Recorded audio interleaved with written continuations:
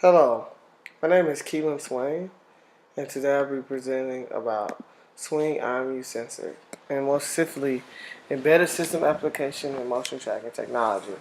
But the embedded system we're talking about is IMU. IMU is short for Inertial Measurement Unit, and at a high level, it is used to motion tracking. So this could be for sports. This could be for machinery. This could be for rocket ship equipment moving around right on a launch vehicle. But more essentially, I want to focus on the science and the theory behind using that raw sensor information and converting it to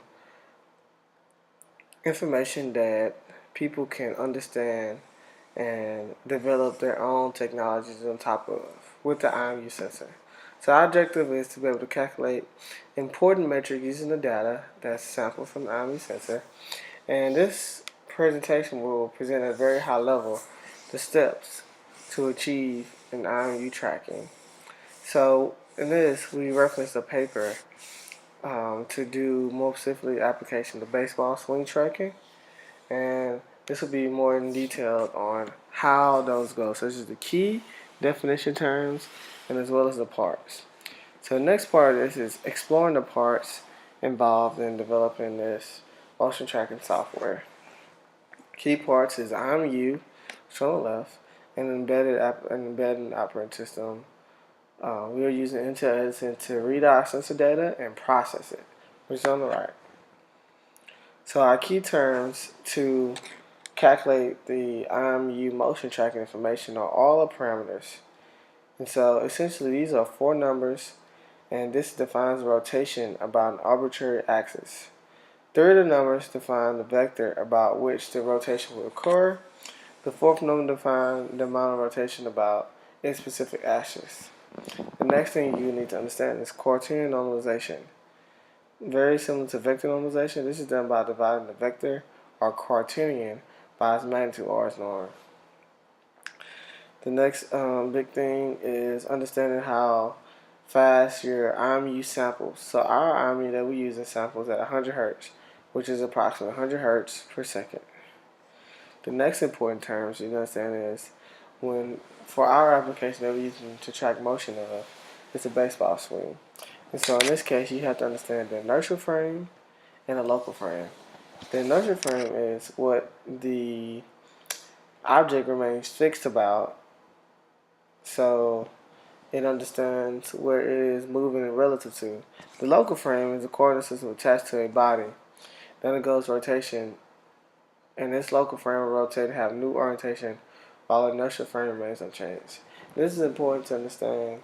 Have some type of reference that the IMU sensor can be referenced to if you're tracking more than just its orientation, such as the speed or acceleration of the IMU sensor. And the next big key term is understanding the cosine direction matrix. And so essentially, one must note that this cosine direction matrix helps us identify as orientation of the IMU sensor is moving around, which way is more specifically as the IMU sensor is embedded into our baseball bat. How is the baseball bat oriented? Like which direction is gravity facing towards? So that means if the baseball bat is pointing straight up and gravity is going down, then the IMU sensor is focused on that. IMU sensor velocity speed should be referenced in the sense that it understands that gravity is not going down in the z-axis, so everything else should be updated based on that. And the same for the x. If gravity is going down towards x, then the speed and other metrics should be updated based on that information. So that's important. So here's three steps we need to focus on calculating one's swing metrics is the computation of the direction cosine matrix, and that's important for figuring out the direction of gravity, so you can combine that when you're figuring out the speed of this IMU sensor application. The next big major key is computation of the acceleration and velocity of the IMU in inertial frame. And the last step is computation of the velocity of the sweet spot of the direction cosine matrix. So this is a bit more detailed of the computation of the cosine matrix.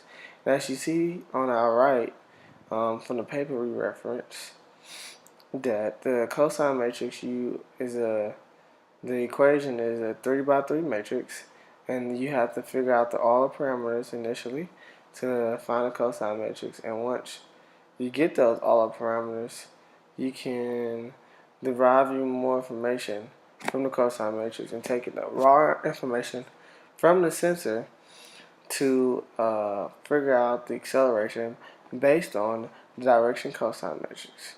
And so this is one application of a IMU where we're using it to track someone's swing speed, but there are multiple other applications, as I said before, such as tracking machinery, which can be done in oil and gas. If you want to track different engines or turbines, how fast they are moving, you can stick an IMU sensor on there. It can be connected with a Bluetooth sensor, and this information can be passed to a computer, or it can have an IoT device type of connected things like that. You pass to a cloud service, and you can monitor your equipment in that manner.